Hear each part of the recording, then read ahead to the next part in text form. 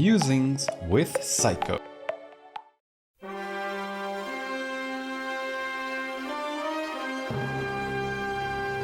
Star Wars is in transition. With the departure of Kathleen Kennedy and the rise of Dave Filoni, and even better, Jon Favreau, I thought it'd be a good time to reflect on the Kathleen Kennedy of it all. To clarify, I believe Kennedy left Star Wars worse off than when she found it. I'm sure there are some who feel Star Wars has never been better, or that it's such a huge franchise it's never going away. But I'm not one of those people. I think Star Wars is a ship that's taking on water, and if Dave Filoni and crew don't bail it out fast enough and patch the holes, it's going to sink.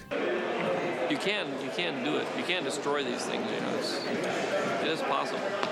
So I'm not here to debate on whether Disney Star Wars has been a net positive or not. I'm fully in the not column. What I want to discuss is the why. Why did Kathleen Kennedy practically nosedive the franchise into the ground? Was it just incompetence? Was it a global conspiracy to overthrow our culture by taking down our beloved characters? Or was it something else entirely? Well, to find out the answer, let's dig into it. Before I dive into Disney Star Wars under Kennedy, I want to briefly go over her production past because I feel it's important to understand her bona fides. Kathleen Kennedy has produced a lot of films, and a lot of good ones too. She produced E.T., Hook, Jurassic Park, and was involved in the making of the first two Indiana Jones movies. Are you seeing a pattern in the movies I listed? You guessed it, they're all Steven Spielberg films. That's right, she honed her producer skills by working with the best. In fact, their working relationship was so good, she actually co-founded Amblin Entertainment with her husband and Steven Spielberg. Now I don't know if y'all are aware, but Steven Spielberg, he's kind of a big deal, especially in the 80s and 90s. I don't know how to put this, but I'm kind of a big deal. Which means he had his choice of producers for his films. So in my book, him teaming up with Kennedy for many of his iconic movies is a testament to her work ethic and skill. In fact, I did a little digging and found in the pages of Jurassic Park: The Ultimate Visual History a pretty impressive story of her producing acumen during the filming of the first Jurassic Park. Apparently, as production was about to wrap up in Kauai, the Hawaiian Islands were hit by a devastating hurricane. With winds up to 165 miles per hour, Hurricane Iniki caused an estimated $3.1 billion of damage. With the islands in disarray, communications down, and every flight reserved only for medical support and aid, the Jurassic Park crew were destined to be stuck on Kauai for days if not weeks. But resourceful as ever, Kathleen Kennedy literally jogged from their hotel to the closest airport to scope out the possibilities. And with a little can-do spirit and a happenstance encounter with a pilot she once worked with years earlier during the filming of Raiders of the Lost Ark, she was able to get permission from the National Guard to fly in a Universal Studio jet to bring the cast and crew home on agreement that the jet be filled with medical personnel making their way to the island, a requirement she happily obliged. Through her perseverance, not only was she able to fly in more aid to help with the hurricane recovery, but she was also able to get the cast and crew safely back to LA much quicker than anyone would have expected. It's stories like these that convinced me that, at one time, having Kathleen Kennedy on your film was a boon. So what happened? In 2012, George Lucas sold the Lucasfilm to Disney, and he installed as co-chair and successor Kathleen Kennedy. And it occurred to me one day that the perfect person to take over the company was Kathy. It's just such a perfect fit. While it's not entirely clear why he chose her to lead the franchise, it's assumed it was their history of working together on Indiana Jones along with her long track record of success in other Hollywood productions that sealed the deal. Now, I'm not going to deep dive into all the highs and mostly lows of the Disney Star Wars era, as that's been covered extensively by other channels, but here's a brief overview just so we're all on the same page. Kathleen's reign started pretty strong with The Force Awakens, which earned over $2 billion worldwide. And the success continued with Rogue One, an original Star Wars story with mostly original characters that grossed over $1 billion worldwide. Don't get me wrong, there's plenty to criticize in Force Awakens, and while Rogue One is largely praised, it too has its faults. But despite these issues, fans for the most part were still excited for Star Wars and what more Disney had in store. And then there was The Last Jedi, the singularity, the blip. Historians in the year 2255 will look back at that film and mark it as a time when everything all over the world started going wrong. So sad what happened here all those centons ago. So sad. So preventable. I'm not exaggerating when I say that the upcoming collapse of society by our AI overlords is entirely the fault of The Last Jedi. That's how much that movie split the fandom and put us into an alternate reality. By sheer momentum and Star Warsian goodwill, The Last Jedi still managed to cross the $1 billion mark and made a handsome $1.3 billion worldwide. However, the damage to the franchise was done and felt when Solo, a Star Wars story, came out and made a paltry $392 million worldwide. Over $300 million might sound good, but it being a Star Wars movie about one of the franchise's most popular character, and the fact that it cost about $300 million to produce, makes the Solo movie a huge and massive failure. Solo, a Star Wars story, was by no means the greatest film of all time, but it was a fun watch. I was one of the few who saw it in theaters, and had Disney not burned fans so bad by the forced fart that was The Last Jedi, Solo could have and should have made at least double its cost. The final nail in the Disney Star Wars coffin came with the release of The Rise of Skywalker. It generated $1.07 billion worldwide, which sounds pretty nice, right? But there are two factors that diminish that number by quite a bit. First, The Rise of Skywalker cost an estimated $450 million to produce. That's a lot of money and does not include the marketing and advertising budget. And second, The Rise of Skywalker is episode 9 of the Star Wars saga, meaning it's a thrilling conclusion to the story that started back in the late 70s with the very first Star Wars film. Most of the kids who fell in love with the original trilogy are still around today and were clamoring for the conclusion of the story, which is why Force Awakens blew up the box office with $2 billion. So for the final film in this beloved franchise, you'd expect it to get some sort of franchise bump. It wouldn't have been fair to expect it to make the $2 billion Force Awakens made, but at $1.07 billion, it didn't even surpass the $1.3 billion of The Last Jedi. And if the difference between 0.07 and 0.3 billion isn't apparent, let me put it this way. The Rise of Skywalker made over $200 million less than The Last Jedi. In fact, The Rise of Skywalker only beat Rogue One by about 20 mil. There's no way Disney was happy with this performance for the last movie in the saga. And if you want further proof that Disney didn't appreciate these numbers, well, The Rise of Skywalker was released in 2019, and it took almost 7 years before Disney dared to release another movie in the Star Wars universe. If Kathleen and co were confident that the Star Wars trilogy had landed well, they wouldn't have put a 7-year gap in between movies. From Force Awakens to The Rise of Skywalker, Disney released a Star Wars film literally every year, and then after The Rise of Skywalker, nothing.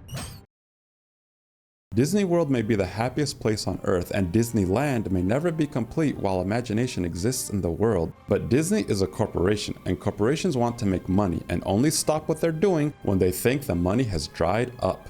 Disney didn't halt all Star Wars films to let the franchise rest or even to focus on the Disney Plus series. They stopped making the movies because their accountants told them they would lose money and it was gonna get embarrassing. And the fact that The Mandalorian and Grogu fell to 3rd place on its 2nd weekend of release shows that Disney still has lots to repair in their Star Wars fandom. Now you might be asking yourself, how is the box office performance of Disney's Star Wars Kathleen Kennedy's fault? After all, she didn't write or direct the movies, right? Well, for each one of these movies, she's listed in IMDb as a producer PGA, and that means something very specific. You see, when someone is listed as an executive producer, it sounds fancy, but it often only means they agreed to stamp their name on a project just to help get some funding or help with the marketing. The producers who actually work behind the scenes are just regular producers, and a producer PGA, according to the Producers Guild of America website, means they performed a major portion of the production functions on a specific motion picture in a decision-making capacity. Translation, they actually contributed to the making of the movie and aren't simply given the title for honorary, vanity, or even financier credit. Which means Kathy, being the big kahuna with the keys to Lucasfilm in hand, had major input into all these movies. She didn't write or direct, but she was in 100% control of who did. She hired the directors, she fired the directors, and when Rian Johnson decided to subvert expectations by dispatching the big baddie of the trilogy in the most pointless and unspectacular way halfway through the movie, it was Kathleen Kennedy that said, "Make it so." It's sometimes said that a conductor plays the orchestra. Well, Kathy was the conductor of Disney's Star Wars movies, and she played the directors, the writers, and staff, and led to the creation of the films that destroyed the franchise. So now that I covered what happened to Star Wars and how it happened, let's move on to the juicy part, which is the why.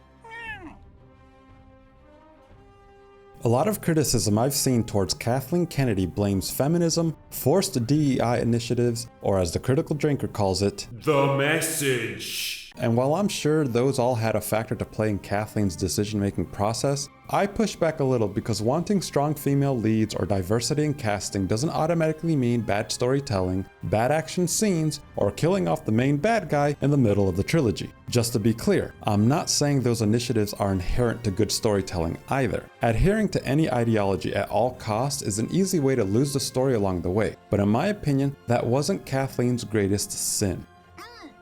You see, from the beginning of her career, Kathleen Kennedy was surrounded by creative giants. Geniuses who commanded the filmmaking world with a level of expertise and talent rarely seen in the industry. Not only was she in the shadow of George Lucas during her time with Indiana Jones, but throughout her pre-Disney career and through some of her biggest wins, she was the main producer, associate, and business partner to Steven Spielberg. Love him or hate him, Steven Spielberg is responsible for many loved movies and blockbuster hits. He's a creative talent on another level, and Kathleen Kennedy was there for many of his triumphs, but only behind the scenes. I'm sure those who knew the inner workings of the movie industry had a lot of respect for her and what she brought to the table, but to the world at large, she was just a name in the credits. And I think it wore on her. As the old saying goes, always the bridesmaid, but never the bride. I think after decades of being an unseen force that helped auteurs create their masterpieces, she wanted a bit of that spotlight for herself. In short, she was jealous. Crunch! She wanted her name to bring the same sense of respect and awe as Steven Spielberg or George Lucas. And so she cut out George and took the reins by herself. The problem? She's not creative. She can't tell a good story from a bad one. She can't tell when the lead character she's pinning the entire franchise to is an overpowered Mary Sue. What'd you do? I bypassed the compressor. She can't tell when a twist is going to bring surprise and delight, or when it's going to produce confusion, eye rolls, and groans. Some people say Kathleen Kennedy is talentless and was just a glorified secretary who brought coffee to Steven Spielberg, but I reject that.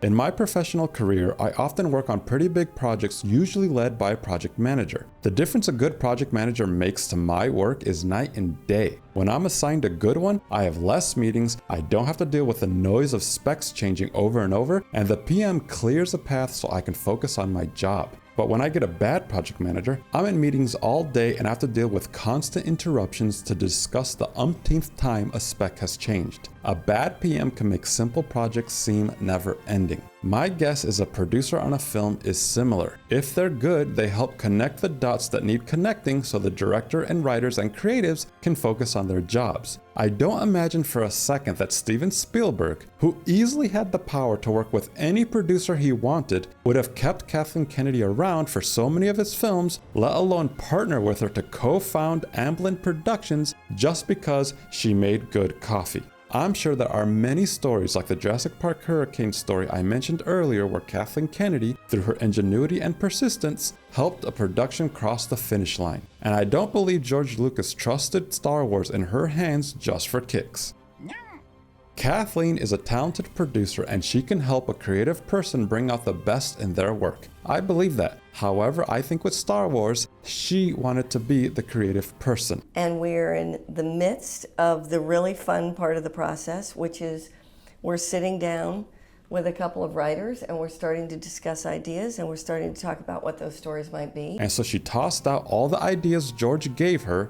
I have story treatments of 7, 8, and 9 and a bunch of other movies, and a literal treasure trove of ideas to start from scratch with nothing.